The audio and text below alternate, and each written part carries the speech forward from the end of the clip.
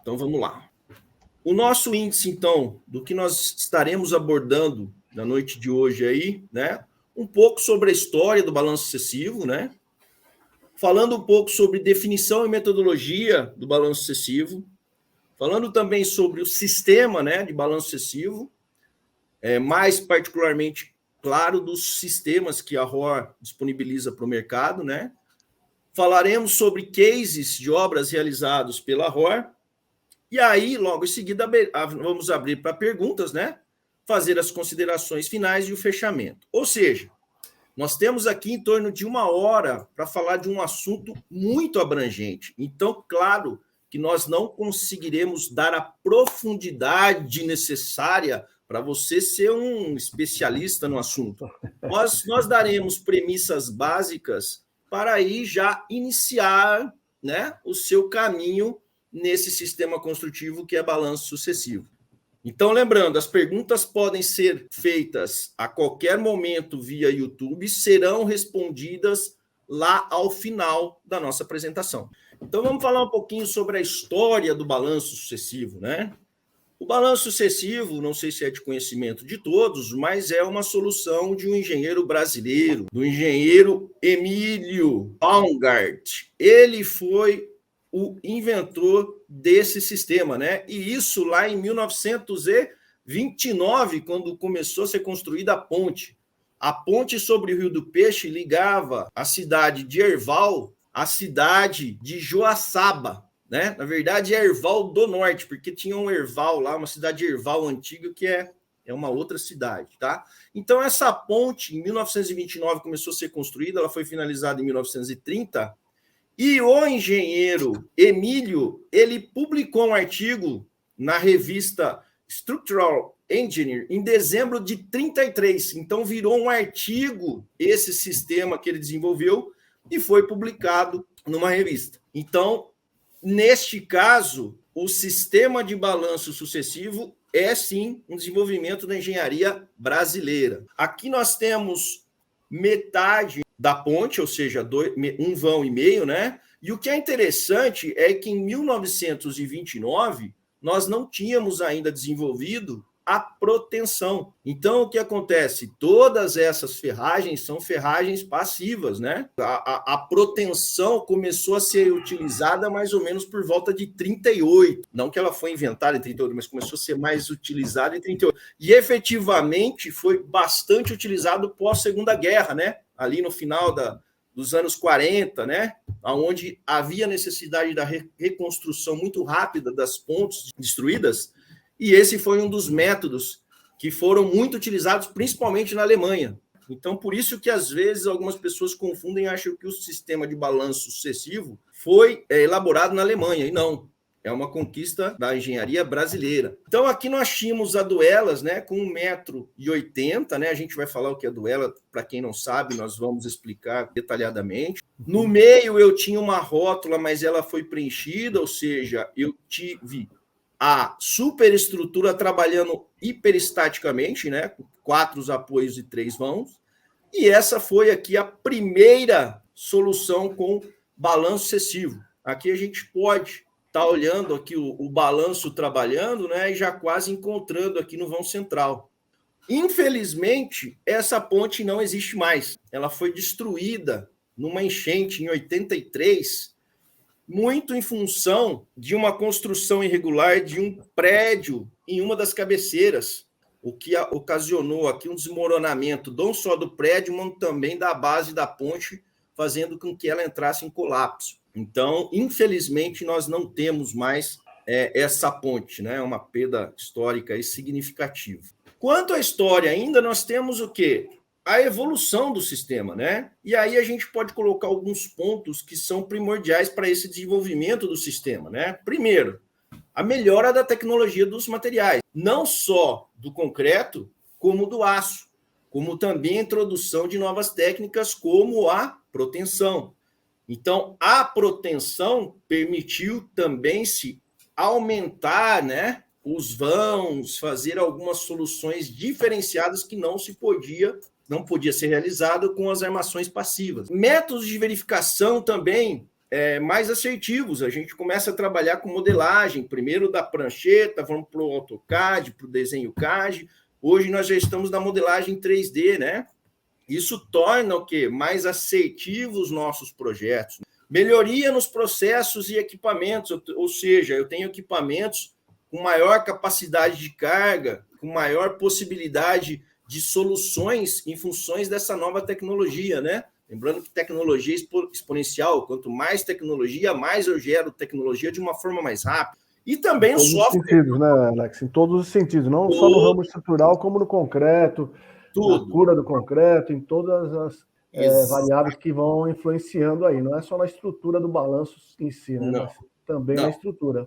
Vocês imaginam um pouquinho, só fazendo um parênteses, naquela estrutura dos slides anteriores aí que o Alex mostrou, o tempo que era para caminhar de uma duela para outra. Então, vocês imaginem, né? Sem proteção, armadura frouxa, o volume de armação e a concretagem, um concreto que levava um século para ter a cura e ter a resistência. Então, nossa, era um trabalho bem longo. E essa metodologia, essa nova tecnologia está ajudando cada vez mais e estamos evoluindo aí, né? Não paramos, não, ainda continua em evolução, né? E fechando aqui os softwares de projeto e modelagem, né, nós temos aí como grande diferencial agora a parte de cálculo, né, em elementos finitos, que possibilitam verificações na fase de projeto que antes nós não tínhamos, né? Então, todos esses processos, todas essas melhorias, como o Maurício bem pontuou, em todas as fases, não só na forma, no escoramento, mas também no concreto, no aço, na execução, né, em função da melhoria de equipamentos, é que torna esse processo aqui cada vez mais dinâmico, com mais possibilidades, com maior número de soluções para esse sistema construtivo que é o balanço sucessivo. Então, aqui para a gente começar a definir, né, algumas metodologias, né? Então, lembrando, né, infraestrutura, a parte lá dos tubulões, né?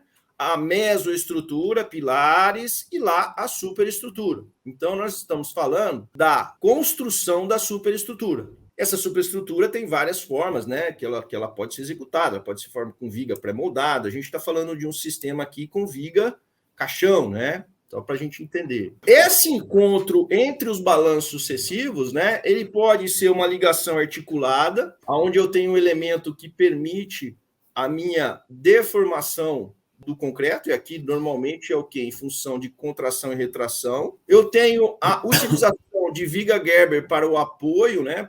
Crio um apoio, coloco uma viga Gerber, que também funciona da mesma forma, permitir uma movimentação dessa minha superestrutura, e tem a ligação contínua, né? Que aí a minha superestrutura vai trabalhar ali, dependendo dos apoios, de uma forma hiperestática. Nós fizemos aqui um comparativo, né? Só para a gente entender, de alguns métodos de fabricação dessa minha superestrutura. Ela pode ser com vigas pré-fabricadas, na verdade isso aqui é um comparativo que foi feito lá pela Associação Brasileira de Pontes, tá? Até aqui, em cima, aqui eu estou passando o marca-texto para vocês verem aonde que é a fonte da informação. Então eu tenho vigas pré-fabricadas, né, que eu posso lançar com as treliças lançadeiras, né? Neste caso, nós já fizemos um webinar falando sobre treliças lançadeiras.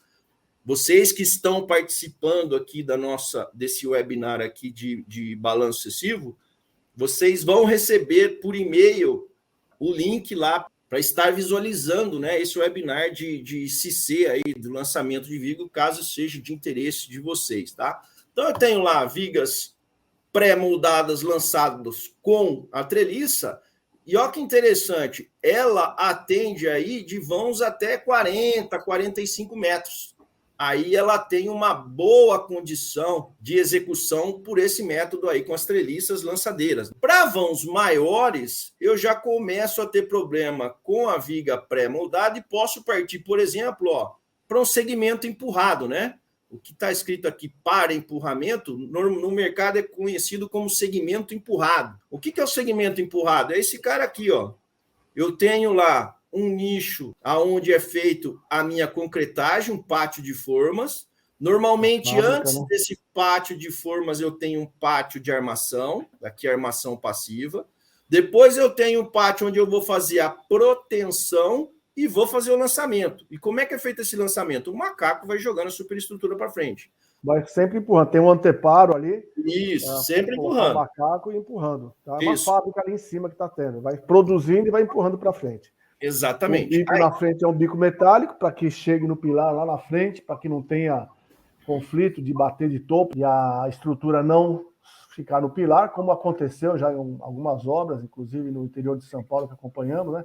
Pereira Barreto, a viga bateu no pilar, tiveram que ser macaquear depois para que a estrutura apoiasse no pilar. Esse nariz metálico aqui também, ele serve para uma outra coisa, que é para diminuir esse balanço desse segmento em concreto, diminuindo o momento do fletor aqui no topo do meu apoio, que seria o quê? O momento negativo, né? Então ele vai tentar minimizar isso também. Para isso que esse nariz serve, para, como o Maurício disse, facilitar a entrada da superestrutura no berço, né, no apoio, e também minimizar o momento negativo em cima dos apoios aqui, nessa parte onde o concreto aqui está em balanço, né?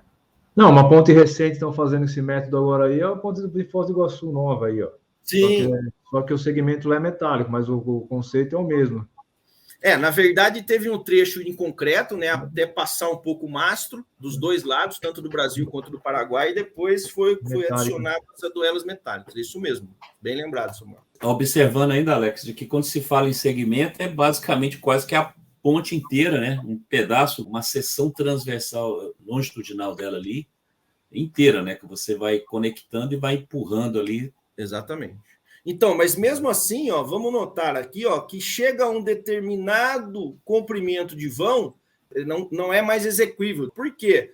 Porque eu começo a ter problemas em lançar toda essa minha superestrutura à frente, tá?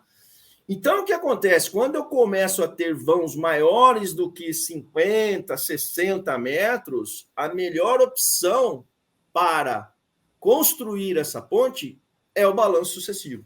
Então, neste caso, entra a solução de balanço sucessivo como método construtivo, e aí entra todo um equipamento diferenciado para conseguir atender essa metodologia construtiva. Então, vamos dar uma olhadinha aqui agora nos conceitos aí de balanço sucessivo. Principal a duela de início, a duela zero, de disparo.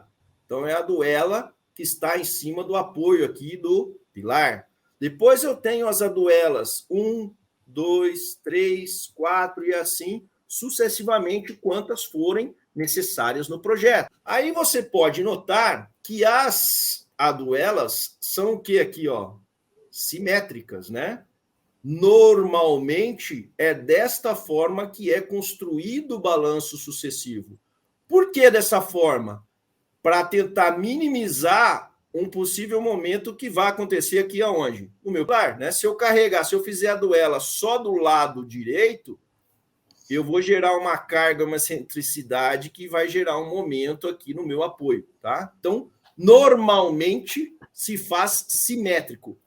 Pode acontecer de não ser possível, e aí nós temos que abrir mão de apoios intermediários ou estaios intermediários para fazer o travamento, tá?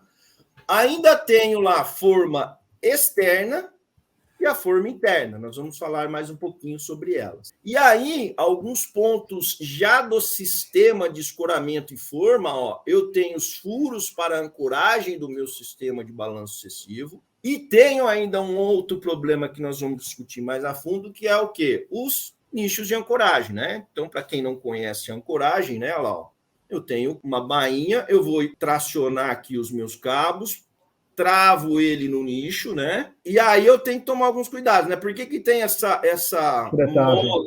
Por que tem isso aqui? Porque se eu não faço essa compensação, eu vou criar um cone aqui, ó, e eu vou fendilhar esse meu concreto. Então, para não acontecer isso, eu tenho que fazer esse reforço e dissipar melhor esse cone de compressão que eu estou gerando em função dessa proteção. Nós não vamos entrar em detalhes aqui, porque não é esse o caso, mas tem muito material na internet que dá para pesquisar e dá para aprender bastante sobre isso.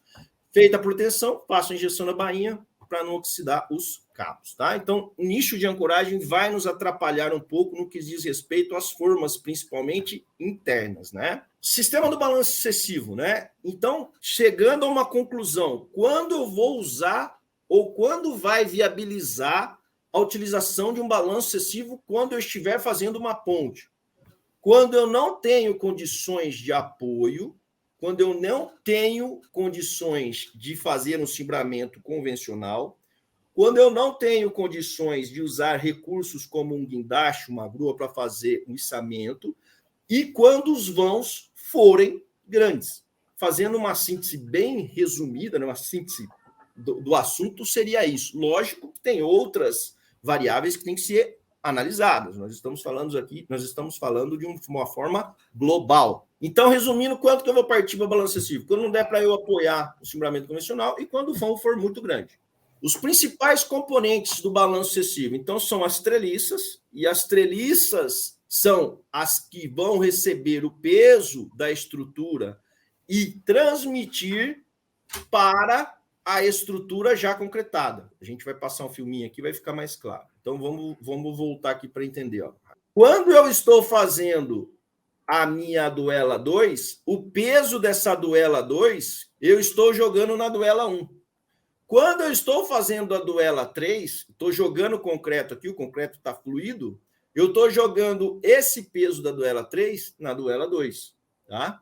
E assim sucessivamente. Então, nós vamos ver daqui a pouco, quando nós formos falar sobre informações de projeto, o que vocês acham que eu vou ter que saber ali para jogar o meu esforço naquela duela? Vou precisar do FCJ, não do FCK, vou precisar do FCJ, ou seja, naquele dia. Nós vamos voltar a falar sobre isso, tá? Então, as treliças, elas absorvem todo esse esforço da duela que está sendo concretada e passa para a duela anterior. Lembrando que nessa passagem de cargas, né, da que está sendo concretada para a que já está pronta, eu tenho os esforços ali em partes da duela comprimida e tracionada. Então, eu tenho que tomar cuidado. Então, vejam bem, a utilização do sistema balanço excessivo é fundamental, controle tecnológico, a participação efetiva do calculista e da empresa que você contratou para fazer o seu sistema de forma e de cimbramento. Outros elementos que compõem o balanço excessivo, os perfis de reação, perfis de apoio, perfis de macaqueamento, tirantes e etc. Não vou colocar todos aqui, tá? Mas saibam que esses elementos trabalham transmitindo os esforços das aduelas que estão sendo concretadas para as treliças e as treliças passam para a duela já concretada. Temos também as formas, né? E aí eu tenho forma lateral, tenho a forma externa lateral, forma interna, forma de laje superior, forma de laje interior. Eu tenho ainda trilhos e carrinhos para a movimentação do meu balanço, que na verdade é a movimentação das minhas treliças, né? Todos esses elementos que eu mencionei estão presos nas minhas treliças, então é a movimentação do meu balanço, né? Através de trilhos e carrinho, e plataformas de acesso para os trabalhos, né? Para os trabalhadores. Então tá aqui, ó. Eu tenho aqui tirante de ancoragem, esse onde eu estou passando a marca aqui, ó, é o perfil de apoio. Então, os tirantes de ancoragem vão presos no perfis de apoio. Os perfis de apoio é que estão atirantados à duela já concretada, estão segurando a treliça para que ela não caia, não tumbe. As treliças estão em balanço, porque elas estão apoiadas nesses dois apoios, nesses dois perfis de ancoragem. Traciona lá atrás, comprime aqui na frente, né? O esforço está aqui, né?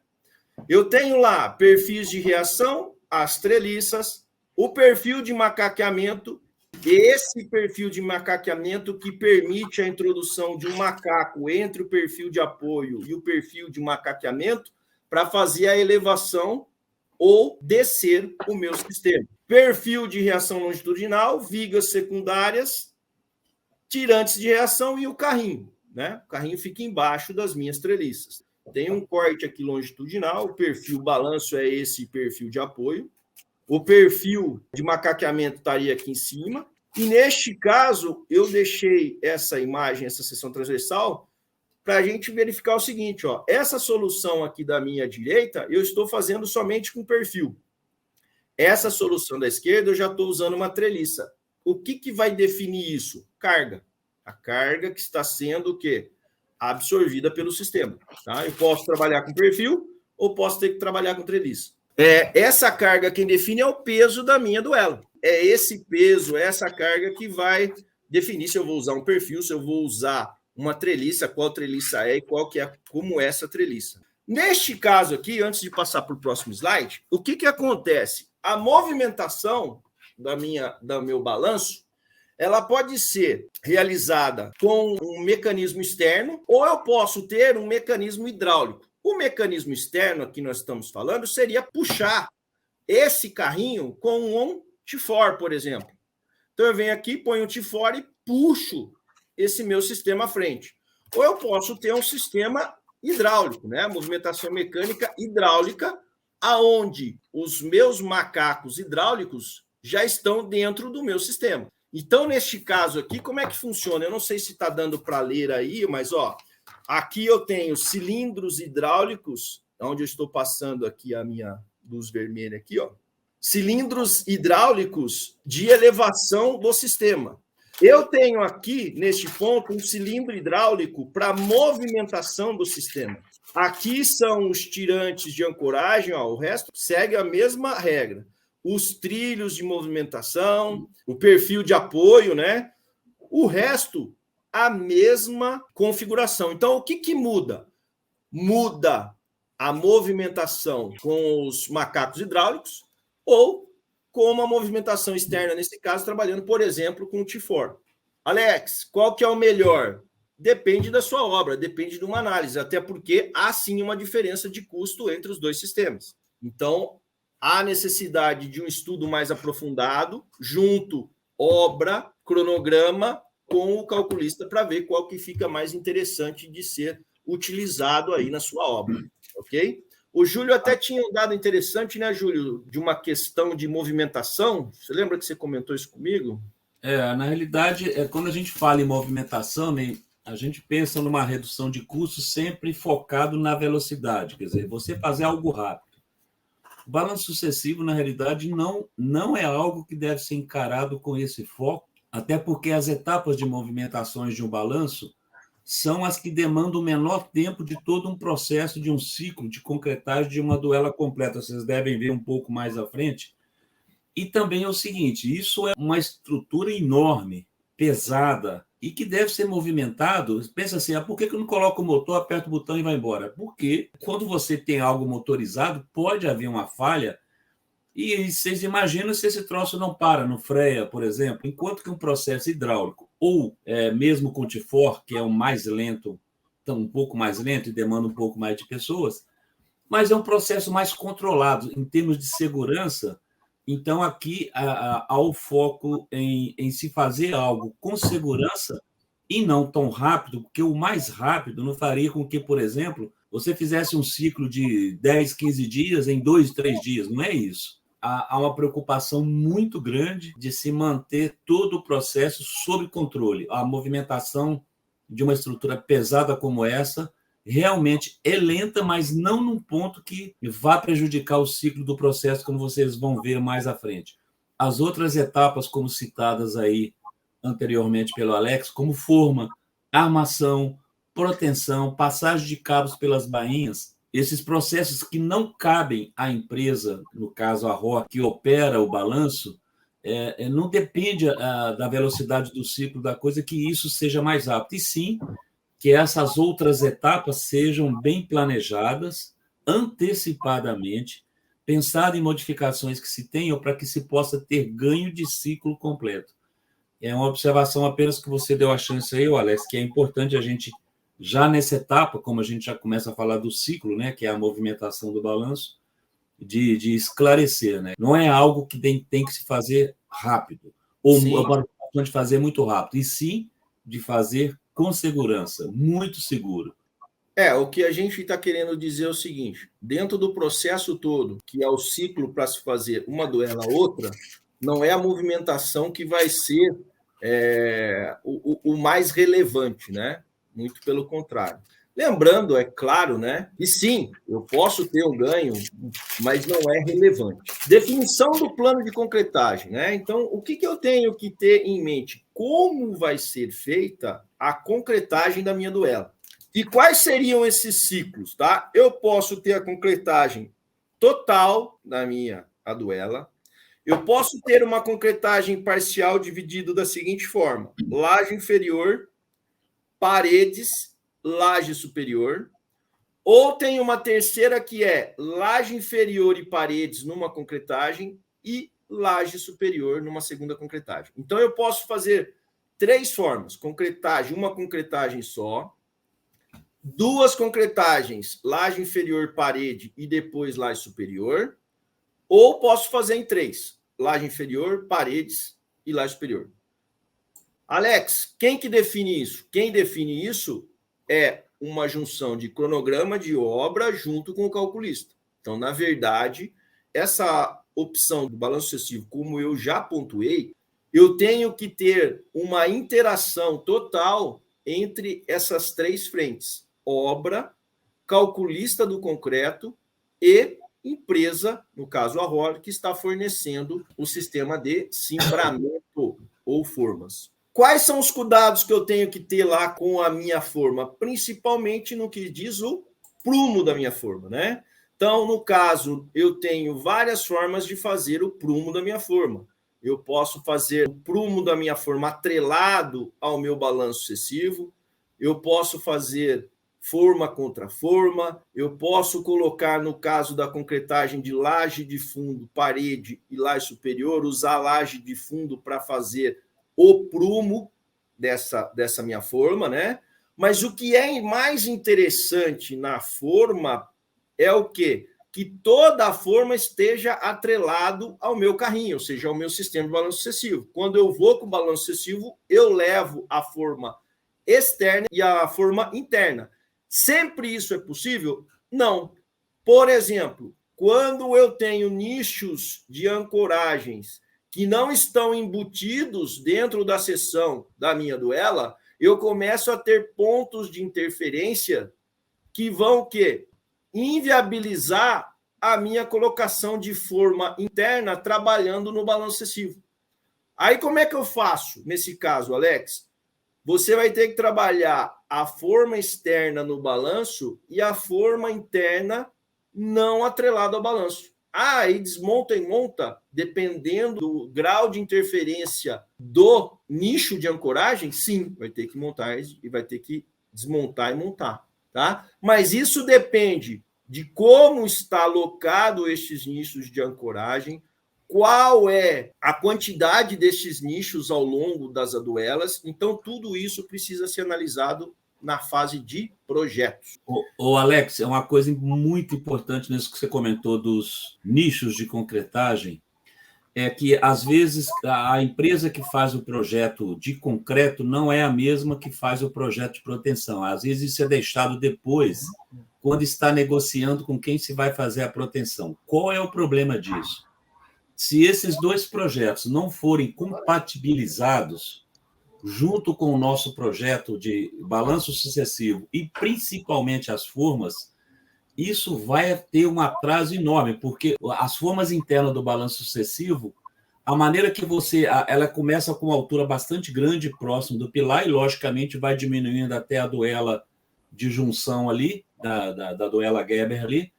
E o que acontece? A forma externa, a cada concretagem, você tem que ir reformando ela.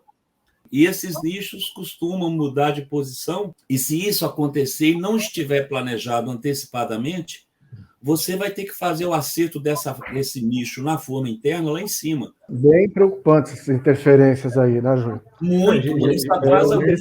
Esses nichos que estão falando, eles chamam na obra de jacaré, são os jacarés. Exato, exatamente, quando Maurício. Saem umas proteções ali, e isso aí é ao longo do caixão, vai tendo essas proteções que é para justamente fazer a rigidez das duelas, tá? O Júlio estava falando, então você tem que ter uma cumplicidade entre os projetos estrutural, falar assim dito, e o projeto do balanço sucessivo, para que não tenha interferência, porque não é só os nichos, não. Tem as bainhas de proteção, de passagem dos cabos e proteção os definitivos e ter os provisórios também, né?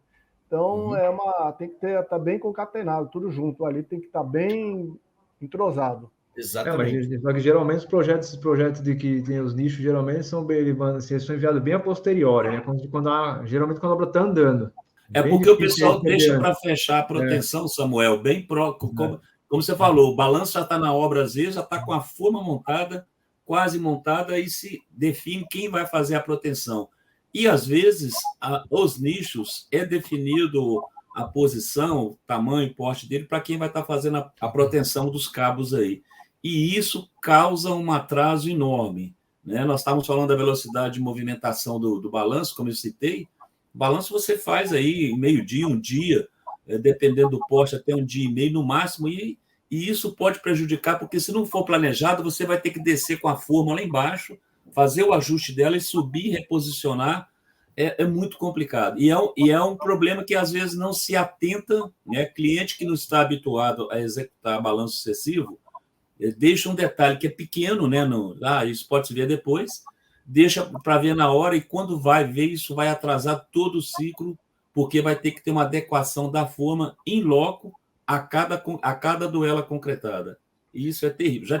Estou citando que já tivemos problemas como este, onde o atraso não foi da RO, não foi da concretagem, não foi da armação, foi da forma interna, que a cada movimentação ela tinha que ser ajustada e no lugar de acordo com aquilo que foi projetado posterior. Só depois de casar um projeto com outro, estruturar uma armação, concreto e proteção, aí sim a coisa começou a andar corretamente. Isso, por isso que eu falei que essa interação é fundamental para a coisa funcionar. Nós esperamos, né, agora aí com essa relevância que o BIM está tomando aí em nossos projetos, que esse trabalho em conjunto finalmente aconteça, né? Que não é uma coisa usual no nosso mercado, esse trabalho em conjunto e essa confiança de informação. Um ponto interessante, que até o Maurício colocou, é o seguinte: a forma interna, se eu estou trabalhando com tirantes, eu tenho essa preocupação em, mesmo se tratando de nichos alocados dentro da seção transversal, se esse meu tirante não vai bater na bainha da proteção, né? Por isso que você falou, né, Maurício? Isso, nas bainhas metálicas, que é onde passam os cabos de proteção aí. Exatamente. Definitivos e os provisórios. Sim, então essa interação é fundamental para funcionar o sistema como um todo. Né? É a ancoragem do sistema, né? Não é a ancoragem da proteção, mas é a ancoragem do sistema do balanço sucessivo, que são tirantes verticais. Exatamente. Vamos prosseguindo a excursão aí. Por exemplo, nesse caso, a forma externa, que até o Júlio estava comentando, a forma externa ela pode trabalhar com o fundo, né? Porque eu tenho uma diferença na altura das aduelas, daquela duela 0, da duela 1 até a duela 4, né? Vamos lembrar aqui rapidinho, ó. Eu tenho aqui, ó, uma diferença de seção, né? Daqui dá para ver bem, ó, entre a duela 1, 2, 3 e 4, as alturas são diferentes. Então, o que acontece? Esse meu fundo, ele pode estar embutido nas minhas formas externas, mas mesmo assim vai chegar uma certa aduela que isso vai ficar tão comprido que não justifica. Eu vou lá e tenho que tirar, né? Às vezes. Depende do projeto, tá? Então eu tenho que também tomar esse cuidado. E planejar a forma para ser reduzida, né? Tamanhos dos montantes, onde estão os tirantes, quer dizer, de novo, planejamento. Tanto é que normalmente, né, como que é feito? A gente parte da forma, em vez de partir da duela 1, eu parto da duela 4 e vou fazendo complemento para as demais. Perfeito. Então, é o contrário, eu não começo fazendo a forma da 1, eu começo fazendo a da 4. Por quê? Porque a da 4 eu vou usar na 3, vou usar na 2, vou usar na 1. Eu só faço o complemento depois. E aí eu vou tirando se necessário. Tem ainda também uma questão, né, de ver como é que vai trabalhar a questão da forma interna, a laje superior e a laje externa aqui, né, a minha aba. O que é o ideal? Sempre o ideal é toda a forma estar atrelado ao balanço sucessivo e acompanhar o balanço sucessivo. Como nós falamos, é possível? Não sei. Depende do projeto estrutural, depende do projeto de proteção. Então, isso que a gente tem que verificar. No caso, ainda vai gerar um projeto por parte da ROR, por exemplo, dos furos de ancoragem que eu tenho que deixar na execução da minha aduela para que esses furos sirvam de ancoragem para a próxima. Então, eu vou ter mais um projeto ainda, que seria a locação dos meus furos. E esse é fundamental também para a boa execução do meu sistema de forma de balanço sucessivo, né? Então, ou seja, notem que a questão do relacionamento, da troca de informações, do trabalho em equipe de todas as frentes é fundamental para isso funcionar. Caso contrário, nós só teremos problemas na obra. Isso aí, então, quanto mais tempo for planejado a execução da obra, porque o Júlio comentou lá atrás também, é uma obra mais tranquila de executar, sem interferência, sem imprevistos. Você fazendo uma reunião, uma interligação entre calculista, construtor e a empresa que vai executar o balanço sucessivo, no caso a ROR, isso com antecedência, sabe, com planejamento bem prévio, sai uma obra muito mais tranquila, muito mais bem planejada, ao pé da letra, né? Ó, aqui um detalhe para vocês terem uma ideia. Ó. Aquela duela 1 seria esse corte da seção transversal. Ó. Estou dando um exemplo, tá? Não é bem isso. E aquela duela 4 seria essa seção transversal. Então, olha, completamente diferente aqui as alturas, né? Então, esses painéis, eu posso fazer ele com um painel industrializado montado, ou seja, eu forneço aqui longarina, as vigas secundárias ou barrote, e você monta isso na obra, né? Como é que eu monto isso? É feito o cálculo e é passado todo esse espaçamento para essa montagem. Ah, Alex, então vai um outro projeto para montar os painéis? Sim, caso necessário, sim. Ou eu posso trabalhar com painel industrializado, né? Aí, ó, aqui eu já tenho um painel estruturado, onde eu consigo trabalhar.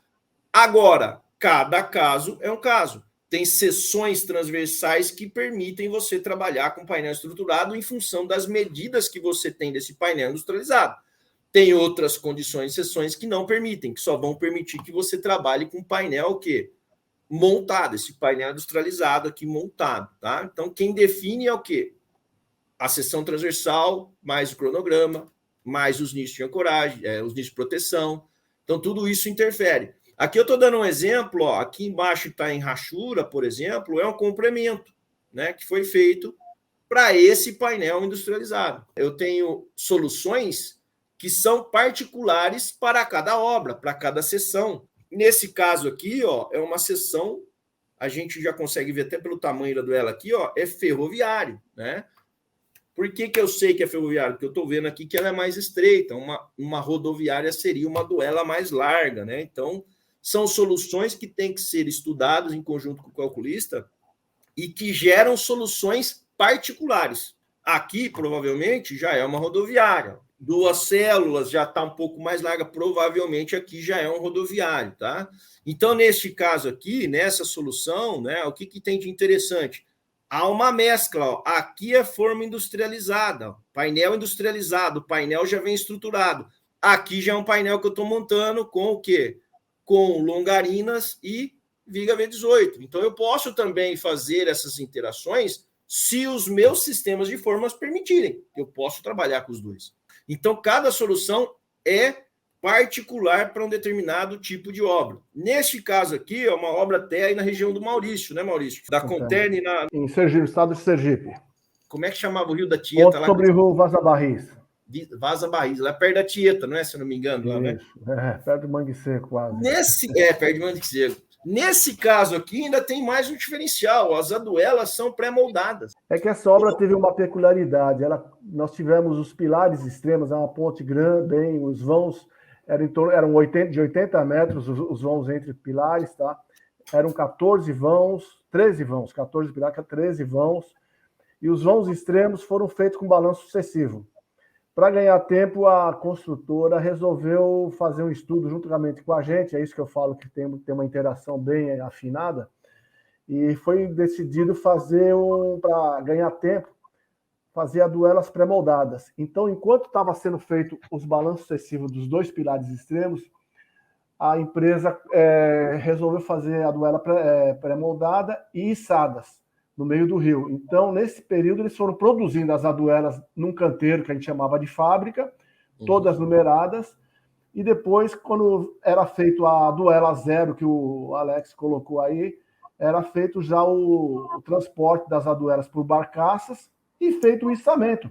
Era levado até o local e o içamento era feito com estrutura do balanço sucessivo. E esse içamento era feito com a estrutura do balanço sucessivo macaqueado com cabos de proteção. Neste caso, o que tem de particular aqui para ser analisado, né? No caso de aduelas pré-moldadas, ó, notem que as aduelas pré-moldadas, elas servem de forma para aduelas intermediárias. Isso para quê, gente? Para o casamento entre elas ser perfeito, ou ser o melhor possível, né?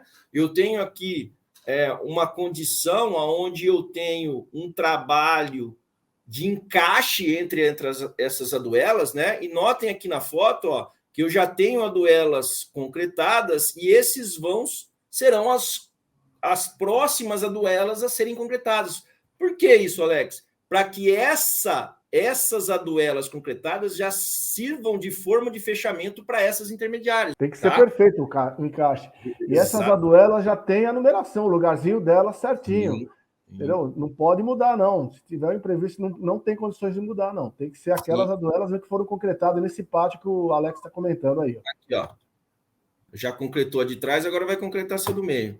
Ó, então, nesse caso aqui, o que o Maurício falou está bem exemplificado nessa foto. Ó, o pátio fazendo a movimentação, ó, as ranhuras aqui para melhorar a condição de travamento entre, né, as aduelas. Lembrando que essas aduelas, elas têm uma proteção de aduela para aduela e depois uma proteção global, né, fechando todo o vão.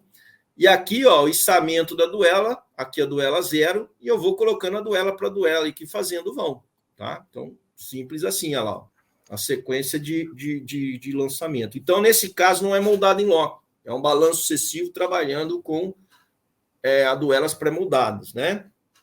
Montagem, então, né? Ó, montagem, como que é feita aí a montagem? Eu tenho uma pré-montagem do balanço sucessivo, da estrutura do balanço. Da estrutura do balanço, isso. Esse aqui é o material fornecido pela ROR, por exemplo. Eu tenho uma pré-montagem, e aí eu tenho que tomar cuidado com capacidade e máquinas disponíveis lá na minha obra para movimentação desse material, que não é um material leve. Eu tenho que ter mão de obra especializada. Normalmente, a ROR fornece a mão de obra para montagem, por uma questão não só de desempenho, né? Porque a equipe já está acostumada a trabalhar com esse material, mas também por uma questão de segurança. Eu tenho a montagem desses elementos da treliça, depois eu faço o travamento das treliças, faço o içamento dessas treliças, coloco os perfis de reação, coloco a ancoragem e faço todo o restante dos componentes, que seriam quais? As formas internas e externas. Nessa foto aí dá para mostrar o perfil aí de trás, o que é o perfil de apoio. Entendeu? Seria esse amarelinho aí, tá vendo que o Alex está com o indicador. Tá? Só para dar uma ilustrada aí para algumas pessoas, tá?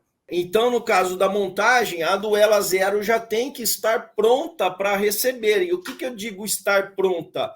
É com todos aqueles, vou voltar aqui rapidinho, ó, essa questão de furação, ó, já definida, né? Ó. Então, vamos voltar aqui mais um pouco, que dá para ver legal. Ó. Aqui, ó, todos esses furos já têm que estar contemplados lá na duela 0. Então, essa implantação do meu sistema de balanço, ela já acontece lá atrás, antes de eu fazer a duela 0. Por isso que é fundamental aí essa interação entre os setores aí de projeto que a gente está batendo sempre nessa tecla, ok? Aqui, no caso, o ciclo, né, que o Júlio até comentou e o Samuel falou que tem algumas pessoas que estão perguntando aqui, né? O Jefferson Carlos, por exemplo, eu estou olhando aqui, ó, qual prazo médio para execução de um projeto completo, tá? Então, já for respondendo essas perguntas, aí depois vocês, por favor, Samuel, a gente já tira da linha de frente aí, tá? Então, no caso aqui, ó, eu estou colocando os dias para cada uma das tarefas necessárias para gerar o ciclo da minha aduela. Então, eu tenho concretagem, cura dos cabos, né? Proteção, desforma do fundo, movimentação do fundo, forma lateral, armação, bainhas. Lembrando que isso é um genérico, depende muito de obra para obra. Por exemplo, na concretagem, e na cura disforma lateral, eu estou trabalhando lá com CP5, eu estou trabalhando com um acelerador de pega, eu estou conseguindo reduzir esses 2 dias para um dia só. Pode acontecer, Alex? Sim, pode. Mas houve um trabalho técnico para que isso acontecesse. Mesma coisa aqui, cura de proteção dos cabos e proteção. Eu posso reduzir esses 2 dias para 1? Sim, se você trabalhar tecnicamente, vai ficar um custo um pouco maior, mas teoricamente dá para se fazer. Então, isso aqui é uma média dentro da normalidade. Então, é isso que eu estou falando aqui. Então, são 10 dias, mais ou menos, que eu tenho para estar o quê? Avançando aí, o meu sistema, né?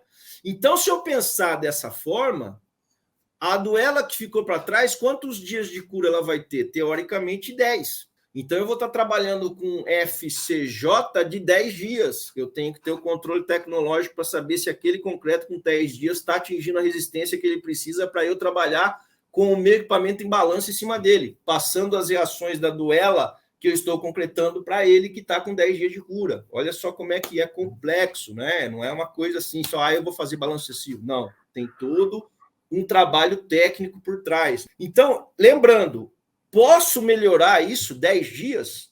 Posso, mas eu vou gastar mais e eu vou precisar de um trabalho tecnológico, de um controle tecnológico muito mais aprimorado, sem sombra de dúvida.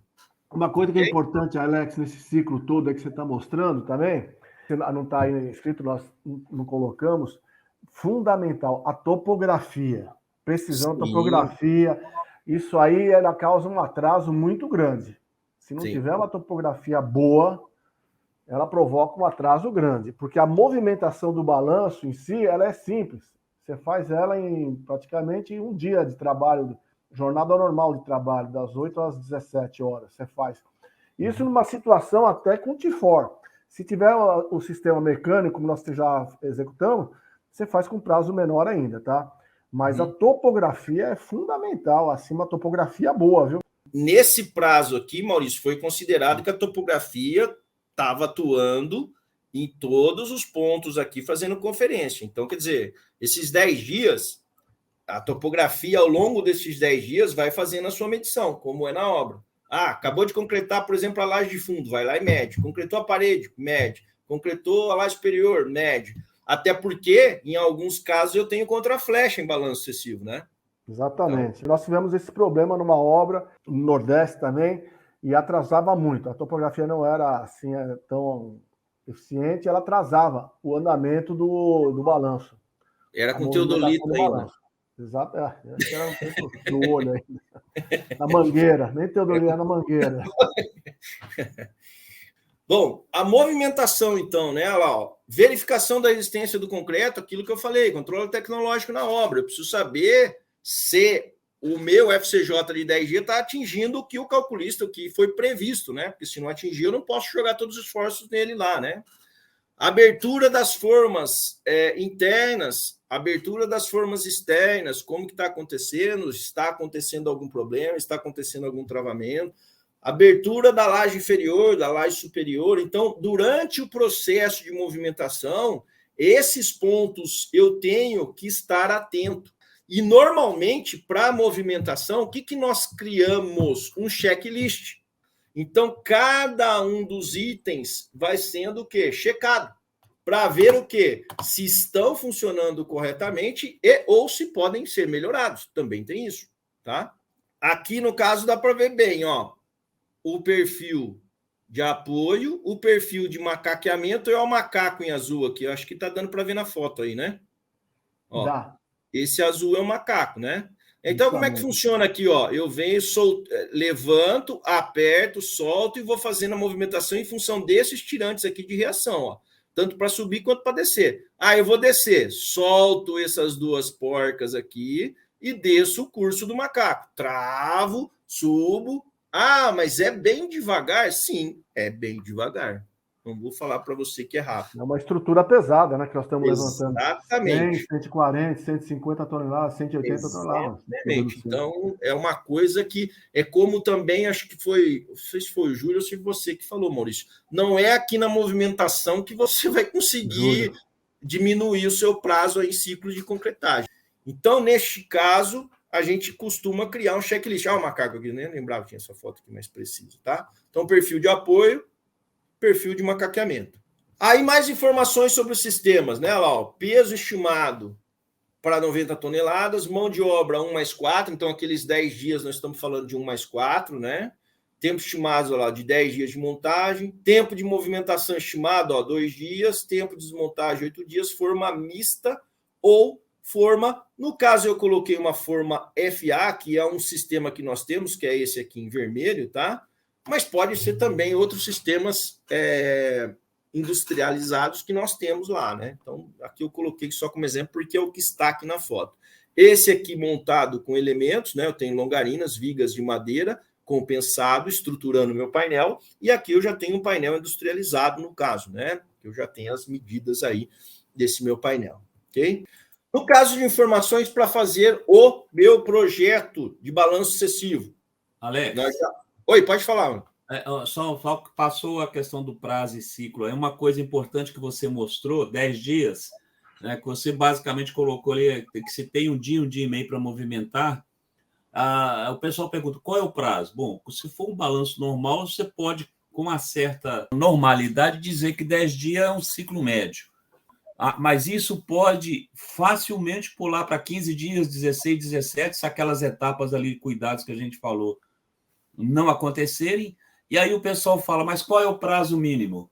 Bom, como eu comentei, vocês viram as atividades ali, existem várias atividades que dependem de quem está construindo. E no caso, se quiser reduzir, qual seria um ciclo otimizado? 8 dias. Quanto que já se fez? Acho que o menor ciclo que a gente já conseguiu é 5 dias, só que um detalhe. 5 dias. Como o cliente fez isso? Trabalhando 2 turnos. Então, aquelas etapas de armação, formas, verificação, o cara ele fazia de dia e fazia de noite. A duela concretada em loco, tá? Quando você fala a duela içada, como vocês viram, o ciclo é muito mais rápido, porque boa parte daqueles problemas que estão lá em cima foram e tem que ser resolvido lá embaixo. Agora, há de se destacar que quando você tem a duela pré-moldada, içada, feita lá embaixo, o planejamento da fábrica e forma disso é um negócio muito minucioso e muito detalhado. O porte das formas, para você ter a qualidade de junção, como o Maurício falou. Então, agora, para você colocar em cima, é rapidíssimo. Você içar uma duela, colocar em cima e fazer a proteção, todos aqueles outros processos que estão ali, que se faz em cima de uma obra moldada em loco, eles já foram feitos lá paralelamente. Então, você não perde o tempo da execução da duela. A execução é feita antes, planejada antes e executada sincronizadamente com o andamento da ponte, né? Eu acho que vale a pena só destacar os pontos que alguém... E é um negócio importante realmente na parte de balanço sucessivo, que, apesar de tudo, se você considerar que você avança um par de a duela, é importante, nós estamos falando também, nós não falamos isso, você avança uma duela à direita e à esquerda, né? Quando você tem balanço... Às vezes você tem um balanço onde que ele sai ali meio que do encontro ali e você já concreta até isso em loco, que às vezes é permitido, você tem apoio, mas quando você tem no pilar, normalmente você é à esquerda e à direita. Então, se você disser que você avança 5 metros, 7 metros da duela, vai depender do tamanho, 4 metros a cada 10 dias, é um tempo razoável de avanço. E se você quiser fazer mais rápido do que isso, ou faria uma duela também, que a gente não comentou, mas tem as duelas tirantes, né? Ela como é na ponte do Paraguai, por exemplo. Aí a duela tem uma seção constante, a forma é mais fácil de fazer, ela pode ser pré-moldada para fazer mais fácil. Então, são sistemas que se tem que você vai buscar dependendo do tempo que você tem para fazer, né? E vão ter custos também diferenciados. A ponte estaiada, né? Lembrando, a ponte pode ser em viga, em porte, com arco, pence ou estaiada. Nesse caso que o Júlio falou é estaiado. Muito bem pontuado. O projeto, então, estrutural tem que ser aprovado e atualizado. Então, aquela parceria, né, que nós estávamos falando até agora, ou seja, a parceria de toda a cadeia construtiva aí da ponte. Levantamento, comprimento e peso das aduelas, né? Verificar o slump do concreto, se há aditivos, principalmente retardador de pega. O que isso vai implicar? Vai implicar na pressão de concretagem, na pressão nas formas, né? Não ou implica acelerador também, ou acelerador. Sim, isso não implica no peso, mas implica na carga, né, na pressão que vai na forma. Então tem que ser levantado. Verificar qual o método construtivo, se vai ser em loco, se vai ser pré-moldada. Verificar o projeto estrutural, se constam os nichos de ancoragem, que a gente falou, sim ou não. Levantar o cronograma de obra e ciclos previstos pela obra. Verificar se foi definido o método construtivo, se pode ser com movimentação manual ou se tem que ser mecânica. Verificar também quais os argumentos que levaram a essa escolha, porque às vezes a pessoa escolhe e nem sabe por que está escolhendo. Tem isso também, né? Verificar se no local, no canteiro, tem local para pré-montagem do sistema, né? Se os equipamentos que estão sendo disponibilizados, eles atendem, eles têm capacidade para fazer essa movimentação. E aí, quando eu já estou lá na obra, né, eu vou implantar o meu projeto, eu tenho que verificar se o canteiro realmente está naquela condição, porque às vezes o cliente te passa uma condição de canteiro e chega lá e é completamente diferente. Isso vale também para os equipamentos, né? Às vezes o cliente nos passa os equipamentos, chega na hora na obra, o equipamento não tem aquela capacidade de carga que estava determinada lá no anteprojeto ou no projeto. Verificar se estou trabalhando com formas montadas, se eu tenho projeto para montagem dessas formas. Então, são pequenos detalhes que têm que ser analisados antes e não durante. A forma que eu falo, não vamos trabalhar com as build, né? Vamos trabalhar com projeto. Vamos fazer o projeto antes e vamos trabalhar com o projeto em mãos, né? Vamos planejar, vamos projetar, né? Exatamente, vamos fazer engenharia, né? Não é... Exatamente, não é que sair contratando na última hora aí. Exatamente. Verificar as condições lá na duela zero, né? Para ver se os furos estão lá, se estão posicionados corretamente, se eu consigo colocar minhas ancoragens. Então, todas essas são questões relevantes para implantar o balanço sucessivo, né? E aí, na execução, né, verificar a movimentação, verificar controle tecnológico, FCJ, já falei aqui, né? Responsabilidade. A movimentação tem que ser muito bem feita, o checklist é uma coisa importante, porque se você deixar de soltar, ou soltar antes um tirante, ou não, pode provocar até um colapso. Olha, Maurício, então, aqui o que você tinha falado, ó, acompanhamento da estrutura permanente, topografia. Topografia, exatamente. Olha aqui outro ponto importante que a gente já comentou também, ó, checklist para o processo de movimentação do balanço. É uma responsabilidade imensa esse checklist. Nossa, é muito importante. O verificar se o projeto para alocar e posicionar os furos de ancoragem das próximas aduelas já estão prontos. Porque não adianta nada a duela 0 tá lá com meus furos para posicionamento da ancoragem, mas na duela 1 não tem ainda. Então eu tenho que estar com isso já tudo definido, não ficar correndo atrás, né, gente? Vamos parar com isso. E aqui eu estou mostrando alguns exemplos, né, de projetos que foram feitos aí pela ROR com balanço sucessivo, né? Essa aqui foi uma ponte sobre o rio Ivaí, perto ali de Maringá. Então, aqui, ó, olha os nichos de ancoragem aqui atrapalhando a nossa vida, ó. Eu estou dando um detalhe, estou dando um zoom desse trecho aqui, né? Os jacarezinhos então, aí, os jacarés, boca de jacaré. Isso aqui atrapalha a movimentação da forma interna, né? Então, são a formas especiais aí, são formas uma a uma, feitas ali artesanalmente, essas. Na verdade, a angulação delas são diferentes, às vezes, viu? Exatamente. O que a gente pode fazer, ó? Desse nível para cima, ó, da onde eu estou passando essa reta aqui, ó, desse nível para cima, eu posso fazer a forma até modulada bonitinho. Exatamente. Agora, daqui para baixo é tudo complemento. É tudo forma especial, né? Por quê? Porque esses nichos, eles mudam, essa angulação, ela muda em função do cabo também, às vezes. Horizontalmente e verticalmente, viu? Exatamente. Então, elas não são iguais para todos esses nichos. Elas têm as suas particularidades em função do cabo que ela está recebendo. A angulação, né, da chapa aqui de apoio, tem várias nuances aí que têm que ser observadas nesses projetos. Aqui, ó, é a ponte, o seção transversal, né? E aqui é o fechamento já da ponte, tá encontrando uma com a outra aqui. Tem alguns vídeos depois, para quem se interessar, no YouTube também, dessa construção dessa ponte aí. Aqui já é obra lá de Vaza Barris, que a gente estava fazendo, ó. Concretagem da duela 0, ó, feito com torres. Duela 0, concretagem com escoramento, torres. Após a duela 0 e a duela 1 aí. Porque tinha espaço embaixo aí. Tinha espaço para fazer escoramento, ganhava esse tempo aí. Na verdade, a gente colocou aqui, teve lugar que a gente colocou R300, tem lugar que a gente colocou perfil e já aproveitou e fez A1, né, Maurício? Foi isso. E aqui os lançamentos das aduelas pré-moldadas, né? Olha o detalhe aqui da forma interna, né? Então, ó, a duela 1, a duela 3 esperando para fazer a duela 2. Estou dando um exemplo aqui de número, né? Aqui o que o Maurício falou, o trecho que depois foi feito. De aduelas.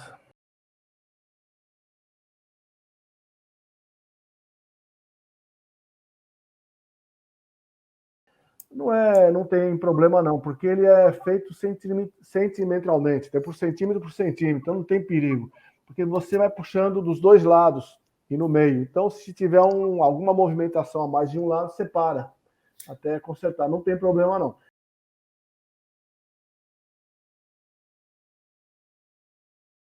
É relativo também o frete, depende do tipo de estrutura que você vai pegar, uma ponte rodoviária com 18, 20 metros de largura, ou uma ponte ferroviária que tem uma largura menor, então você vai com menos perfil, menos treliça, não vai treliça. É muito relativo, tá? Então isso não tem tanto influência, é dimensionado caso a caso aí.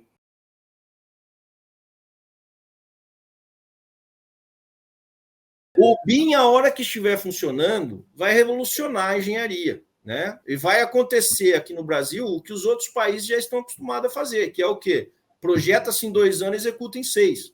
Aqui no Brasil... mais ou menos a evolução que teve da armadura frouxa para quando entrou a proteção, para você ter uma ideia. Então, assim... um passo grande.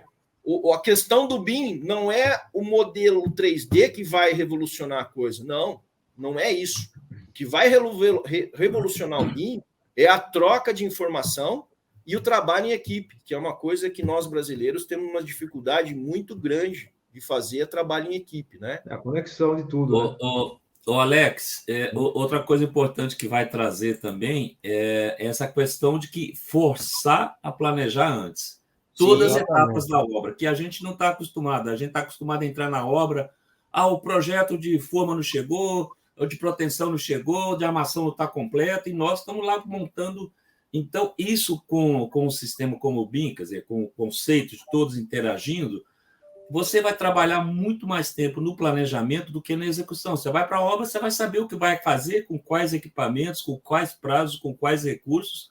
Hoje não, ainda estamos em 2022, você costuma ver obras ainda com o pessoal entrando na obra que não tem essas informações. Não tem nada planejado, nada. Isso é não teve essa ligação, vamos chamar assim, interação do calculista, do cara com a gente, com o pessoal de proteção, com o executor da obra quanto ao prazo, né? Que às vezes coloca prazo que, se você não planejou todos os processos corretamente, não vai alcançar.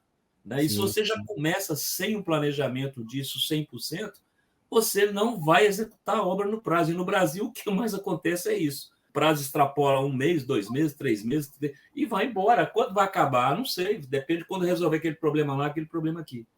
Então, essa pergunta é bastante relevante. Quem fez foi o Jefferson, né? Ô, Jefferson, eu vou te dar uma resposta aqui, Jefferson, que eu fiz lá para quando eu estava fazendo lá minha pós lá de gestão em BIM. Eu torço para que dê certo. O principal ponto que eu vejo aqui, o mais difícil para nós brasileiros, são 2.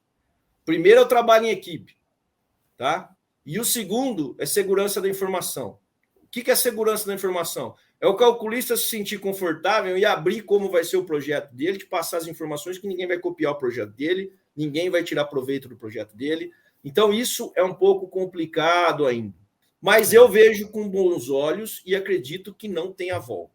Eu acho assim, nós estamos num processo de amadurecimento, e quando eu falo amadurecimento BIM, é amadurecimento do setor de engenharia, né, da cadeia construtiva de engenharia. Então, é um amadurecimento que está ocorrendo, graças a Deus, e que, na verdade, a gente está correndo atrás dos outros, né? Porque aqui todo mundo aí já, o Maurício já, o Júlio também, acho que o Samuel também. Quem já viu projetos fora do Brasil, na Europa, nos Estados Unidos, é o que eu estou falando. O cara projeta 2 anos e executa em 6. E já tem tudo. Mas tem um motivo maior, porque o Alex acha, e todos nós achamos, que não tem volta, que é o seguinte: quem vai tocar a obra no Brasil vai ser o setor privado. O setor privado é investimento. O investimento vem de fora, e lá de fora o cara quer saber o seguinte, meu amigo, quantos parafusos de tais diâmetro assim eu vou gastar na obra. Ele quer saber quando ele vai botar o dinheiro dele, tá certo? E isso hoje a gente não só consegue fazer se tiver realmente essa interação de informações, todos participando, todas as etapas do empreendimento. Por isso que eu digo, vai demandar muito tempo para arrumar o dinheiro. Segundo, para planejar, e a execução vai ser possivelmente dos mais rápidos do processo, que hoje é o contrário, né? O dinheiro não tá totalmente reservado, não se planejou tudo e começa a obra. Aí falta dinheiro, um processo ali no meio tem que ser mudado. Então, a gente está começando a entrar no processo como tem que ser, né? Sem contar o seguinte, né? Não tem desvios. O que se foi projetado e planejado é executado. Então, isso é outra coisa também importante, né? Saber que a obra vai custar 100 milhões, no final ela pode custar 105 ou 95, mas não o dobro, como acontece por esses problemas que a gente citou aqui.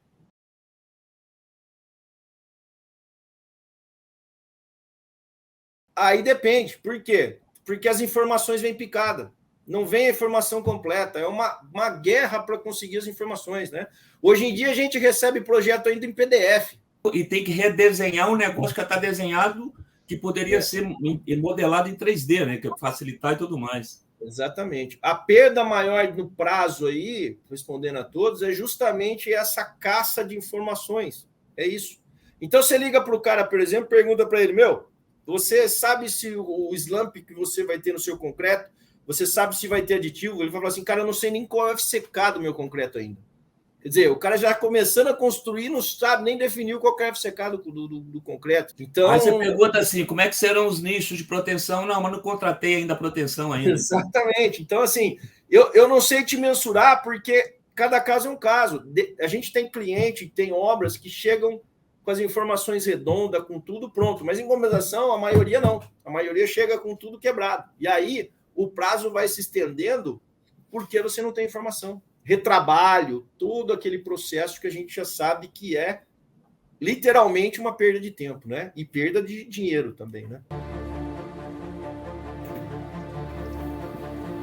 Pioneirismo, obras grandes e emblemáticas e capacidade de inovação. Desde 1963, a ROR vem participando do desenvolvimento do Brasil. Uma empresa especializada em engenharia de acesso e estrutural.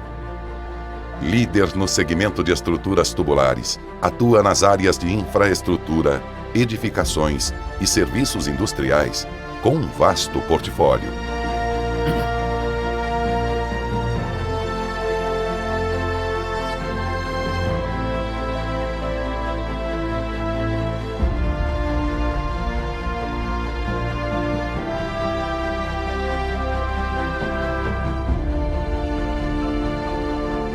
O sucesso e a consolidação da ROR credenciam sua atuação também fora do Brasil.